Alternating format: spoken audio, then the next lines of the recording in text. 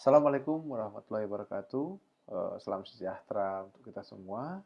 Sebelumnya, eh, mohon izin Bapak dosen, saya eh, memaparkan terkait eh, materi yang telah saya siapkan dengan judul Penegakan Hukum di Indonesia, Analisis Kasus Suap Hakim dalam Sistem Peradilan. Yang pasti di Indonesia. Perkenalkan, saya Mirdad, NIM 2025060023 Lanjut. Berikut latar belakang yang bisa saya sampaikan bahwa penegakan hukum itu merupakan proses untuk mewujudkan norma hukum menjadi kenyataan melalui aparat penegak hukum itu sendiri. Jadi, jika dalam setiap aturan-aturan terdapat norma, norma itu harus ditegakkan oleh polisi, jaksa, dan juga hakim. Nah, meskipun Indonesia adalah negara hukum, tentu tantangan penegakan hukum, khususnya korupsi di lembaga peradilan, masih sangat nyata.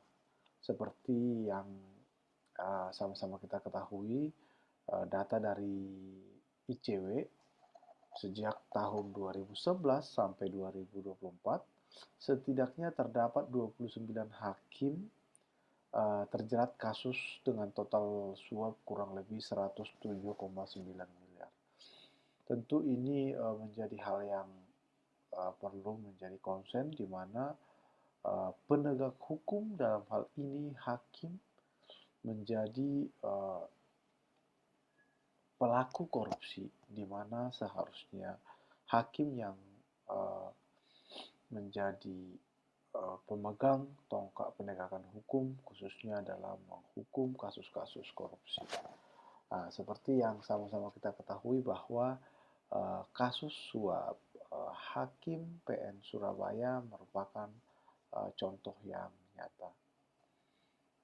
Nah, berikut kasus di PM Surabaya, yaitu kasus Ronald Tanu, di mana hakim disuap sebesar 4,67 miliar untuk vonis bebas. Hal ini mengakibatkan terjadinya erosi independensi yudisial, penurunan kepercayaan publik, dan itu terwujud dalam semakin rendahnya indeks persepsi korupsi kita, dan yang terakhir adalah hambatan pembangunan nasional. Jadi, karena hukum itu merupakan salah satu variabel yang sangat penting dalam pembangunan suatu bangsa, suatu negara. Berikut tujuan dari paparan ini yaitu menganalisis kasus suap Hakim PN Surabaya, menguraikan teori penegakan hukum dan penerapannya, dan memberikan rekomendasi perbaikan terhadap sistem peradilan di Indonesia. Relevansinya kasus ini sangat aktual ya, dan kasus ini benar-benar mencoreng citra peradilan di Indonesia. Selanjutnya, penting bagi mahasiswa hukum, termasuk saya, untuk memahami adanya gap atau kesenjangan antara teori dan juga praktek. Ini berbicara tentang moral knowing dan juga moral doing. Ya, mungkin secara teori para hakim-hakim sudah sangat paham tentang konsekuensi dari perbuatan yang mereka lakukan, namun pada praktiknya masih tetap melakukan tindakan tersebut. Nah, selanjutnya, menurut Prof. Sukanto, penegakan hukum itu merupakan proses yang kompleks yang dipengaruhi oleh beberapa faktor, yaitu salah satu faktor ya adalah hukum itu sendiri, di mana kejelasan, kesesuaian substansi, bagaimana dalam proses pembuatan peraturan perundang-undangan itu sendiri, apakah terdapat uji publik, bagaimana naskah akademik, harus jelas dan harus clear hingga akhirnya dapat diimplementasikan dengan baik. Yang kedua yaitu faktor penegak hukum, ya tentu dalam hal ini kita membahas tentang si penegak hukum dalam hal ini, yaitu hakim. Nah, apakah si penegak hukum itu memiliki pengetahuan, keterampilan, dan integritas moral dalam uh, menjalani peradilan-peradilan seperti polisi, jaksa, dan yang kita bahas yaitu hakim. Apakah moral value atau nilai-nilai yang dipegang hakim atau penegak hukum dipenuhi dengan integritas seperti itu. Yang ketiga yaitu faktor sarana dan fasilitas, ya termasuk infrastruktur, pengadilan dan teknologi pendukung. Apakah sudah dipenuhi dengan sistem penegakan hukum yang berbasis elektronik yang sudah terbuka hingga akhirnya dapat diakses oleh masyarakat umum dan juga transparan. Yang selanjutnya adalah faktor masyarakat, di mana bagaimana tingkat kesadaran dan partisipasi masyarakat dalam penegakan hukum. Apakah masyarakat benar-benar terbuka terkait penegakan hukum atau ya acuh tak acuh atau bahkan cenderung memasa bodoh. Dan yang terakhir adalah faktor budaya hukum, yaitu bagaimana nilai-nilai dan sikap masyarakat terkait budaya hukum itu sendiri. Jadi dalam konteks kasus suap PN Hakim PN Surabaya, faktor penegak hukum menjadi titik lemah. Jadi kita berbicara tentang faktor hukum, faktor sarana dan fasilitas, faktor masyarakat, dan faktor budaya hukum. Dan dalam kasus ini, berdasarkan teori dari Prof. Surjono, yaitu titik lemahnya berada pada faktor penegak hukum, di mana integritas hakim dirusak oleh praktik suap itu sendiri. Nah, berikut asas independensi hakim dalam Undang-Undang Nomor 48 Tahun 2009 tentang kekuasaan kehakiman. Aturan ini merupakan landasan utama terkait hakim dinyatakan sebagai pemegang kekuasaan yang merdeka. Jadi independensi ini mencakup kebebasan dari pengaruh eksternal, baik dari pemerintahan politik maupun pihak yang berperkara. Jadi hakim itu benar-benar tidak bisa diintervensi, entah itu dari penguasa atau dari pihak yang berperkara. Hakim juga wajib bersikap imparsial, jadi tidak berpihak kepada salah satu pihak. Namun dalam kasus PN Surabaya, ya seperti yang sama-sama kita ketahui, suap yang diberikan dapat memengaruhi vonis bebas terhadap terdakwa. Pelanggaran ini tidak hanya melanggar undang-undang itu sendiri, yaitu independensi hakim tadi, tetapi juga merusak sistem peradilan itu sendiri, merusak prinsip negara hukum itu sendiri. Selanjutnya konsep mafia peradilan, korupsi yudisial dan juga dasar hukum. Mafia peradilan dapat didefinisikan sebagai jaringan yang sistematis yang melibatkan hakim, panitera, dan pengacara dan pihak berperkara untuk menjual keadilan sebagai suap, di mana fenomena ini merupakan wujud korupsi yudisial yang sangat merusak ya. Adapun dasar hukum yang melarang praktik ini sangat jelas. Ada Undang-Undang Tipikor, yaitu Undang-Undang No 31, 199, junto Undang-Undang No 20 tahun 2001 tentang tentang Tipikor. Selain itu terdapat juga kode etik dan pedoman perilaku hakim yang dikeluarkan oleh Mahkamah Agung dan Komisi Yudisial (KY) secara tegas melarang penerimaan hadiah atau suap yang dapat memengaruhi putusan. Nah, seperti itu. Nah, dalam kasus PN Surabaya, dalam kasus Ronald Tanur ini, seluruh dasar hukum ini telah dilanggar. Undang-Undang Nomor 31 dan seterusnya, Kode Etik dan Pedoman dan pasal 210 dan 420 KUHP dilanggar. Oleh karena itu, ini merupakan salah satu bukti kegagalan penegakan hukum di Indonesia yang harus menjadi concern kita bersama. Berikut analisis kasus, ya, saya akan jelaskan bahwa kasus ini bermula dari dugaan pembunuhan seorang gadis oleh Ronald Tanur, di mana beliau adalah putra salah satu pejabat.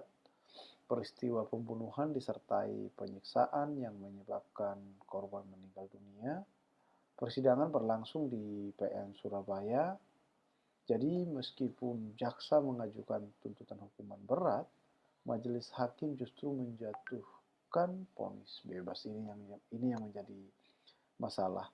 Hingga akhirnya vonis ini menuai kontroversi karena dianggap bertentangan dengan bukti-bukti yang ada sehingga memicu dugaan adanya intervensi suap. Jadi kasusnya menjadi sorotan nasional. Jadi para hakim yang terlibat itu terdapat 3, mulai dari ketua majelis, anggota, terdapat 2, dan peran mereka yang memutuskan perkara dan menandatangani putusan bebas. Jadi hakim ini bertanggung jawab penuh atas putusan yang dihasilkan, termasuk vonis bebas yang sangat kontroversial. Ketiganya kemudian menjadi tersangka dalam kasus suap. Tentu kita mengikutinya bersama-sama. Nah, adapun modus suap yang dilakukan secara sistematis, total suap yang diterima ketiga hakim mencapai 4,6 miliar, ditambah gratifikasi dalam bentuk mata uang asing. Suap disalurkan melalui orang tua terdakwa dan pengacaranya. Penyerahannya dilakukan di bandara, ruang hakim, dan juga tempat lainnya. Dan tujuan utama pemberian suap itu adalah memastikan terdakwa dibebaskan dari segala tuntutan. Oleh karena itu, dari segi hukum, perbuatan para hakim ini jelas melanggar pasal 210 dan 420 KUHP pidana tentang penerimaan suap dan penyalahgunaan wewenang. Selain itu, mereka juga melanggar kitab kode etik dan pedoman perilaku hakim yang dikeluarkan oleh MK dan juga KY. Akibatnya, putusan bebas yang dikeluarkan menjadi cacat hukum dan dapat dibatalkan melalui upaya hukum luar biasa. Nah, oleh karena itu, kasus ini sangat berdampak luas. Kepercayaan masyarakat terhadap lembaga peradilan sangat menurun drastis. Di sisi lain, kasus ini menjadi momentum penting bagi Kejaksaan Agung dan juga Komisi Yudisial untuk membersihkan mafia peradilan. Kasus ini menyebabkan kerugian besar terhadap supremasi hukum. Ya, banyak masyarakat yang menjadi pesimis terhadap penegakan hukum di Indonesia, dan juga tentang hakim-hakim yang menangani kasus-kasus di Indonesia. Nah, oleh karena itu, implikasi terhadap sistem peradilan Indonesia adalah erosi independensi kehakiman itu sendiri dan munculnya sikap sinis masyarakat terhadap hukum. Jadi bagaimana masyarakat memandang hukum atau penegakan hukum di Indonesia menjadi terkikis karena terjadi hal-hal seperti ini. Jadi banyak masyarakat menganggap jika hukum itu bisa dibeli. Namun ini menjadi titik balik Komisi Mahkamah Agung atau seluruh hakim di Indonesia untuk menyelamatkan hukum di Indonesia dengan menghasilkan putusan-putusan yang benar-benar dapat dipertanggungjawabkan sesuai dengan peraturan perundang-undangan. Adapun kesimpulan yang bisa saya sampaikan yaitu kasus Hakim PM Surabaya membuktikan masih eksisnya mafia peradilan. Ya, kita tentu bahwa kejadian ini tentu terdapat beberapa aktor, mulai dari pengacara, kita harus mengakui dengan adanya uang dari orang tua terdakwa, pengacara barang tentu menghubungi pihak-pihak terkait untuk melakukan suap kepada hakim, dan hakimnya bersedia atau menerima untuk disuap untuk membebaskan terdakwa, dan ini membuktikan masih eksisnya mafia peradilan itu sendiri. Nah, selanjutnya, penegakan hukum di Indonesia memerlukan reformasi menyeluruh dan berkelanjutan. Ini tentu bagaimana penegakan hukum itu benar-benar harus direformasi sehingga ya sejenis suap seperti ini tidak terjadi atau bahkan bisa dilakukan manajemen risiko terkait terjadinya hal-hal seperti ini. Selanjutnya, keadilan sejati harus menjadi prioritas utama.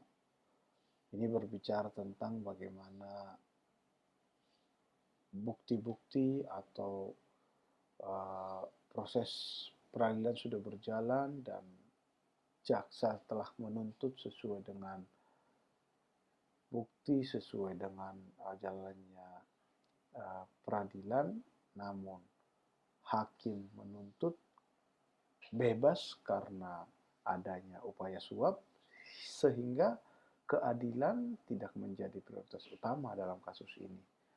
Malah keadilan itu benar-benar tidak diperhatikan.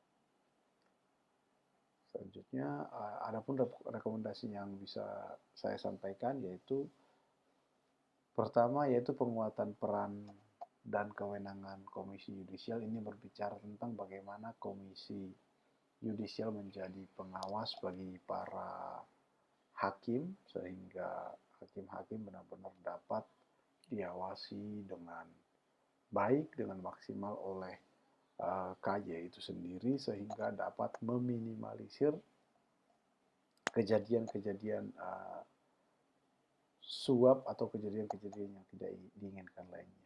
Selanjutnya, ini hal yang tidak kalah penting menurut saya pribadi, penerapan transparansi penuh melalui e-court dan rekam sidang, di mana setiap sidang dapat terbuka dan dapat diikuti oleh masyarakat luas, sehingga benar-benar transparansi dijunjung tinggi dan tidak terjadi lagi hal-hal yang tidak diinginkan seperti suap itu sendiri.